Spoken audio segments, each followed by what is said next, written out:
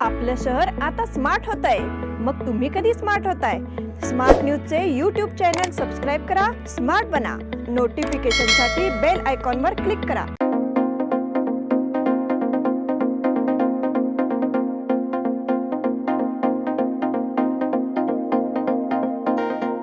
नमस्कार, मैं Omkar Angadi. Smart plus के आज के समाचार में आपका स्वागत। नजर सबसे पहले सुर्खियों पर।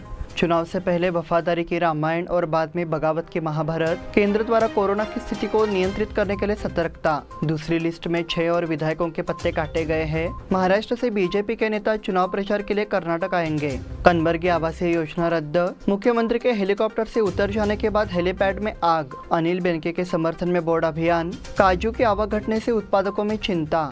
आपल्या लाडक्या मुलामुलीच्या लग्नाचा प्रश्न सोडवायचा आहे? एखाद्या चांगल्या मार्गदर्शक संस्थेचा शोध घ्यायचा आहे? मग आपला शोध इथेच थांबतो आहे. श्री स्वामी समर्थ वधूवर सूचक केंद्र मॅरेज ब्युरो. आमच्याकडे सर्व जाती धर्माची 40,000हून अधिक स्थळे उपलब्ध. कर्नाटक, महाराष्ट्र आणि गोवा परिसरातील स्थळांची मोठी यादी उपलब्ध. आमचा पत्ता आहे श्री स्वामी समर्थ मॅरेज ब्युरो, शुक्रवार पेठ, टिळकवाडी, हॉटेल नियाजच्या शेजारी. संपर्क 9741436770 किंवा 9741625533.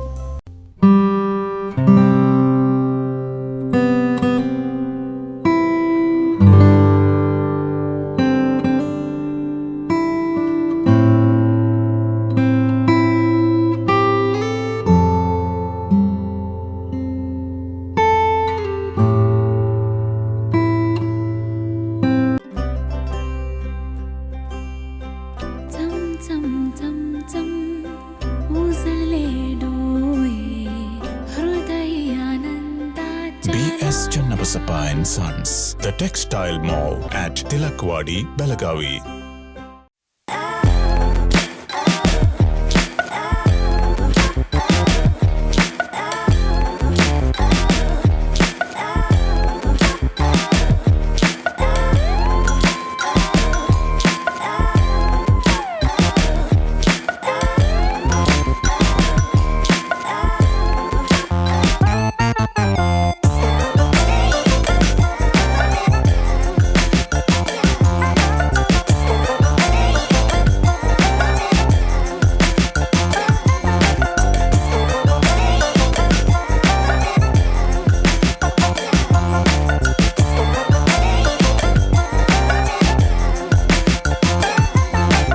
अब समाचार विस्तार से। भारतीय जनता पार्टी की प्रत्याशी चयन सूची ने पार्टी के सामने एक नया प्रश्न चिन्ह खड़ा कर दिया है।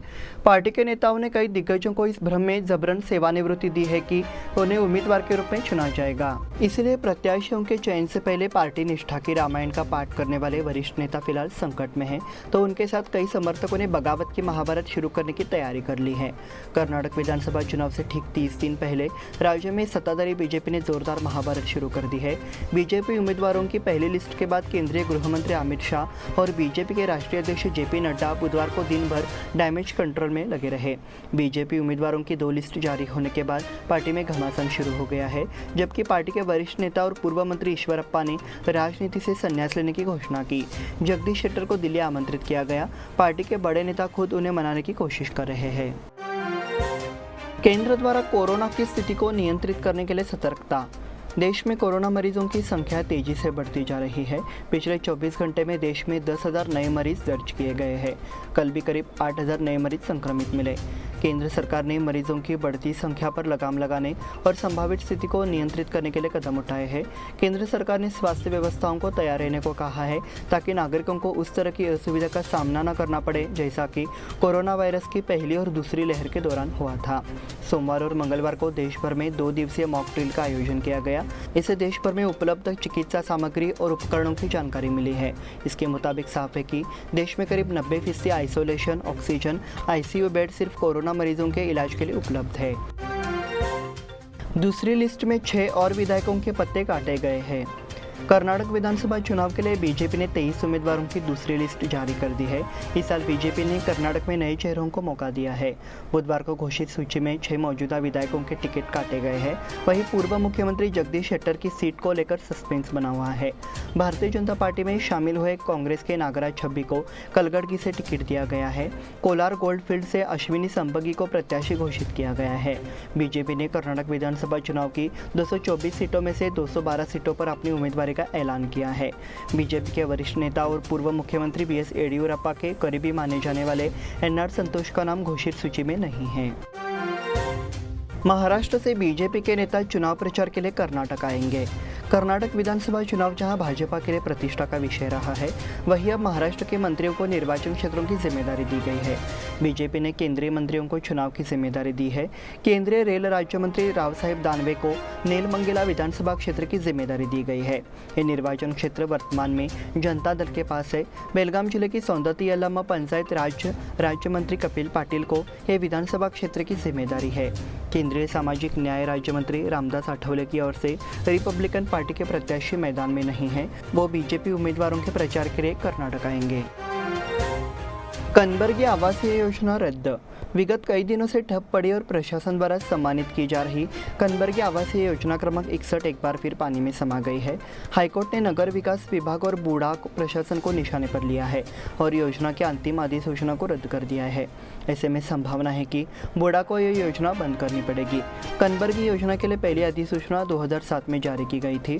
उसके बाद फाइनल नोटिफिकेशन 2014 में लागू किया गया। उस समय किसान कोर्ट गए और 28 एकड़ जमीन पर आदेश हासिल किया। इसके बाद बार बार प्रयास किए गए, लेकिन वो नहीं हटाया गया। अंत में बूढ़ा प्रशासन ने 28 एकड़ भूमि को छोड़कर बूढ़ा योजना को लागू करने का निर्णय लिया। मुख्यमंत्री के हेलीकॉप्टर से उतर जाने के बाद हेलीपैड में आग। कर्नाटक के मुख्यमंत्री बसवराज बोम्मई उडुपी के दौरे पर है।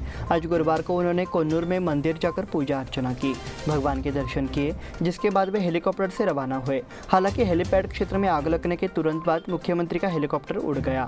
आग बुझाने के लिए तत्काल कदम उठाए गए, इसलिए इस घटना में कोई जनहानि या बड़ा नुकसान नहीं हुआ। चुनाव के दिन होने के कारण गणमान्य लोगों और गणमान्य व्यक्तियों के दौरे बड़ी संख्या में हो रहे हैं। ऐसे में हवाई यातायात सुरक्षा के लिए और सतर्कता बरतने की जरूरत है। अनिल बेनके के समर्थन में बोर्ड अभियान। भाजपा के उत्तर मंडल के शहर में अनिल बेनके के समर्थन में आंदोलन चल रहा है। इसके तहत अब ये पाठ शहर के बुलेटिन बोर्डों पर दिखाई दे रहा है। अनिल बेनके की उम्मीदवारी खारिज कर दी गई है। इसको लेकर भाजपा विरोध कर रही है। मराठा समुदाय को अवसर न दिए जाने पर तीखी प्रतिक्रियाएं हुई है। पिछले 2 दिनों से कार्यकर्ताओं ने जगह जगह अपनी भावनाएं व्यक्त की है। अब निष्क्रिय हो चुके बुलेटिन बोर्डों पर भी ग्रंथ लिखे गए हैं। बेनके नहीं है, मत नहीं है, ये कहते हुए पाठ लिखकर उनकी भावनाओं को व्यक्त किया गया है। इसलिए बेलगाम उत्तर विधानसभा क्षेत्र से अनिल बेनके को प्रत्याशी घोषित करने की मांग जोर पकड़ रही है। क्या पार्टी के नेता पुनर्विचार करेंगे? मतदाताओं ने इस पर चर्चा शुरू कर दी है। काजू की आवक घटने से उत्पादकों में चिंता। हालांकि इस साल काजू की खरीद फरोख्त का सीज़न देर से शुरू हुआ है, लेकिन इस समय काजू 95 रुपये प्रति किलो के भाव में बिक रहे हैं।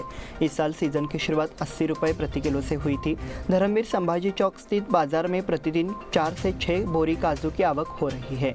हालांकि काजू उत्पादकों से अपेक्षित प्रतिक्रिया अभी प्राप्त नहीं हुई है, लेकिन अगर अगली अवधि में कीमत बढ़ती है तो काजू की बिक्री बढ़ेगी, ऐसा व्यापारियों ने कहा।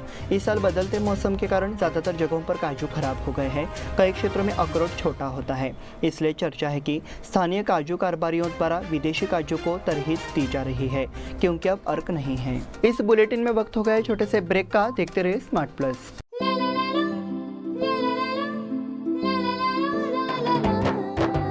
जले दीप अंगना में होगी रोशन दुनिया, पलकों तले छा जाए चांद तारों का साया। रंगोली में खिले रंग खुशियों की भी तरानी, तन मन झिलमिल जाए हर पल होंगी सुहानी। ये अटूट बंधन खिले हर आशियाना, रंग वस्त्रों का खजाना मन भाए आराधना। रंग वस्त्रों का खजाना मन भाए आराधना। आराधना मारुति गली बेलगाम। मन भाए आराधना।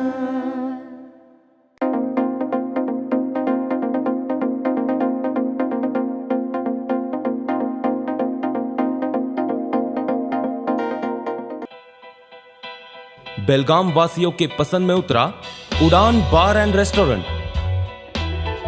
सोशल डिस्टेंसिंग का ख्याल रखते हुए हमारा स्टाफ देता है बेहतरीन सर्विस का विश्वास। यहां है पार्टी और फंक्शन के लिए 3 आलीशान हॉल, कारपोरेट डिनर मीटिंग के लिए 3 अलग कक्ष, आईपीएल मैच देखने के लिए 3 बड़े स्क्रीन की विशेष सुविधा। इसके साथ ही साफ सुथरा किचन जहां हमारा वेल क्वालिफाइड स्टाफ देता है क्वालिटी और हाइजीनिक फूड की गारंटी। तो फिर खाने की हो बात तो आना परिवार के साथ। उड़ान बार एंड रेस्टोरेंट, लिंगराज कॉलेज के पास, बेलगावी। फोन 0831 243577। ब्रेक के बाद फिर से आपका स्वागत। बढ़ते हैं अगले समाचार की ओर। गुरुवार विगो साठे मराठी प्रबोधिनी का रजत जयंती वर्ष है। इस रजत जयंती वर्ष की शुरुआत 27 फरवरी को मराठी भाषा दिवस के अवसर पर हुई है। उसी के तहत शुक्रवार को डॉक्टर बाबा साहेब अम्बेडकर की 132वीं जयंती के अवसर पर मराठी भाषा के प्रचार के लिए आमंत्रित कवियों की कवि सभा का आयोजन किया गया है। साठे प्रबोधिनी के रजत जयंती वर्ष के अवसर पर साल भर विभिन्न मराठी कार्यक्रमों का आयोजन किया जाएगा, जिसमें मुख्य रूप से छात्रों और शिक्षकों को केंद्र बिंदु के रूप में रखते हुए मराठी भाषा के संरक्षण के लिए प्रयास किया जा रहा है। ये कार्यक्रम सुबह 11 बजे मराठी विद्या निकेतन के सभाघर में आयोजित किया गया है। साठे मराठी प्रबोधिनी के अध्यक्ष ने अपील की है कि उभरते कवियों को इस कवि सम्मेलन का लाभ उठाना चाहिए। जयंत नार्वेकर और सचिव सुभाष ओवलकर ने जानकारी दी है। जागरूकता के लिए मतदाताओं ने स्केटिंग रैली निकाली। बेलगाम जिला खेल विभाग और बेलगाम रोलर स्केटिंग अकादमी ने मतदान जागरूकता के लिए स्केटिंग और साइकिल रैली का आयोजन किया। रैली रानी चन्नम्मा सर्कल से गोवा के स्विमिंग पूल तक निकाली गई। इस रैली में 100 से अधिक स्केटिंग और साइकिल टीमों ने भाग लिया। रैली का नेतृत्व जिला युवा अधिकारिता अधिकारी जिग्नेश पटनाड़, राघवेंद्र अन्वेकर, सूर्यकांत हिंडलगेकर, सक्षम जाधव ने किया। परमवीर सिंह शेखावत का बेलगाम दौरा। बुधवार को major general Paramvir Singh Shekhawat Jadhavnagar NCC कार्यालय पहुंचे और इसका निरीक्षण किया। उन्होंने सभी क्षेत्रों में एनसीसी कैडेटों द्वारा किए गए अच्छे कार्यों पर संतोष व्यक्त किया। बेलगाम में एनसीसी प्रशिक्षुओं की एकता और अनुशासन की नैतिकता को बनाए रखने पर जोर देने के लिए भी सराहना की। परमवीर सिंह शेखावत ने Belgaum group officers, NCC officers, staff और कैडेट्स का मार्गदर्शन किया। Air commander BS Kanwar, colonel K Srinivas, colonel S Darshan, wing commander Deepak Balhara, lieutenant colonel CB Nandkumar और एनसीसी की विभिन्न इकाइयां कर्मचारी मौजूद रहे। शहर में कल शराब की दुकानें बंद। शुक्रवार दिनांक 14 अप्रैल को शहर में डॉक्टर भारत रत्न बाबा साहेब अम्बेडकर जयंती मनाई जाएगी। इसलिए पुलिस आयुक्त ने गुरुवार की रात से शुक्रवार की रात शराब की दुकानें बंद रखने का आदेश दिया है। अम्बेडकर जयंती के अवसर पर शोभा यात्रा निकाली जाएगी। इस कारण कानून व्यवस्था की दृष्टि से शराब की दुकानें बंद रहेंगी। अमूल नंदिनी का करार पिछले साल ही हुआ था। गुजरात मिल्क फेडरेशन के प्रबंध निर्देशक जयंत मेहता ने दावा किया है कि पिछले साल अमूल नंदिनी समझौते पर हस्ताक्षर किए गए थे। कर्नाटक में राजनीतिक दल आरोप लगा रहे हैं कि अमूल के जरिए कर्नाटक के स्थानीय दूध ब्रांड नंदिनी को खत्म करने की साजिश रची जा रही है। इस बारे में बात करते हुए गुजरात के operative milk marketing federation limited के प्रबंध निर्देशक जयंत मेहता ने अमूल कर्नाटक की नंदिनी परियोजना में आइसक्रीम का उत्पादन किया है। पिछले साल अमूल ने नंदिनी प्रोजेक्ट में ही 100 करोड़ रुपए की आइसक्रीम बनाई थी। इसकी बिक्री कर्नाटक और दक्षिण भारतीय बाजारों में है, ऐसा उन्होंने कहा। केंद्रीय विद्यालय 2 के लिए प्रवेश प्रक्रिया का प्रारंभ। शैक्षिक वर्ष 2023-24 के लिए केंद्रीय विद्यालय संघ का विद्यालय 2 बेलगाम कैंटोनमेंट में प्रथम कक्षा प्रवेश के लिए अधिसूचना पत्र जारी कर दिया गया है। केंद्रीय विद्यालय 2 में केवल प्रथम कक्षा के लिए प्रवेश उपलब्ध है। प्राचार्य एस श्रीनिवास ने पत्र के जरिए जानकारी दी है। उन्होंने बताया कि दूसरी से 9वीं तक कोई सीट खाली नहीं है। प्रथम कक्षा में प्रवेश के लिए ऑनलाइन आवेदन पत्र भरने की अंतिम तिथि 17 अप्रैल है। शिंदे के नेतृत्व वाली शिवसेना का गोवा में प्रवेश। महाराष्ट्र के मुख्यमंत्री एकनाथ शिंदे के नेतृत्व वाली शिवसेना गोवा में प्रवेश कर चुकी है। पार्टी विस्तार के लिए प्रशासन और सदस्यता अभियान चलाया जाएगा। पार्टी के राष्ट्रीय नेता और पूर्व केंद्रीय मंत्री आनंदराव अडसूल ने एक प्रेस कॉन्फ्रेंस में कहा कि गोवा के कुछ महत्वपूर्ण राजनीतिक नेता शिवसेना के संपर्क में हैं और वे पार्टी में शामिल होंगे। शिवसेना 30 साल से गोवा में है, लेकिन राजनीतिक स्तर पर उन्हें अपेक्षित सफलता नहीं मिली। लेकिन अब एक बार फिर गोवा में शिवसेना की लॉन्चिंग हो रही है। उन्होंने बताया कि आगामी लोकसभा चुनाव की तैयारी है और शिवसेना गोवा से भी चुनाव लड़ेगी। इसी के साथ स्मार्ट प्लस के आज के समाचार समाप्त हुए। धन्यवाद।